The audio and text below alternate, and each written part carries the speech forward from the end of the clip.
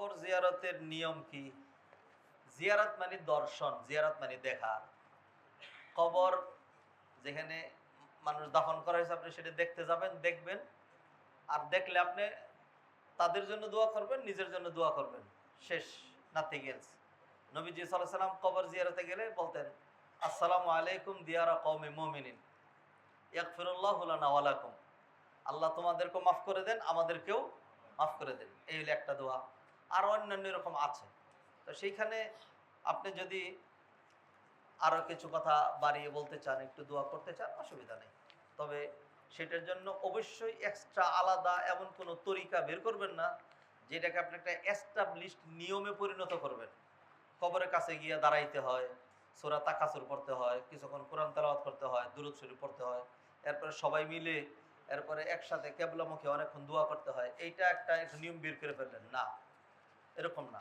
কারণ সব হয়েছে, কি বাকি আছে বলেন?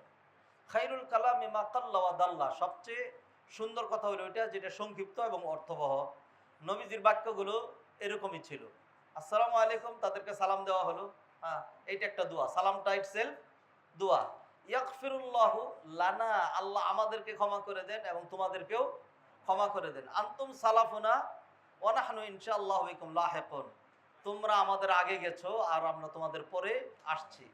মেইন জিয়ারার যে বিষয়টা সেটা হলো নবী জন্য হাদিসে বলে দিয়েছেন, কুনতু নাহাইতুকুম আন জিয়ারাতিল কবর আলা ফাজুরুহা ফা ইন্না তুযাক্কিরুল আখিরা, তোমাদেরকে আগে কবর জিয়ারত করতে বারণ করেছিলাম, এখন আমি তোমাদেরকে নির্দেশ দিচ্ছি তোমরা কবর জিয়ারা করবে, এটা মানুষকে আখিরাতের কথা স্মরণ করিয়ে দিবে। তাহলে নিয়তটা হবে কি? আপনি এখানে গিয়ে ভাববেন, আকলকে কাজে লাগাবেন। আহারে, মাই ফাদার, হ্যাঁ, my elder, my brother, my friend, অথবা প্রেসিডেন্ট, মন্ত্রী, আরে কত ক্ষমতা ছিল, কিছুই নাই, মাটির মানুষ, মাটিতে। আমিও তো ওরকমই হয়ে যাব।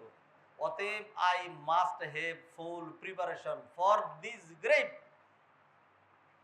নিজের প্রস্তুতি লাগবে না? এইটা হলো আসল জিয়ারা।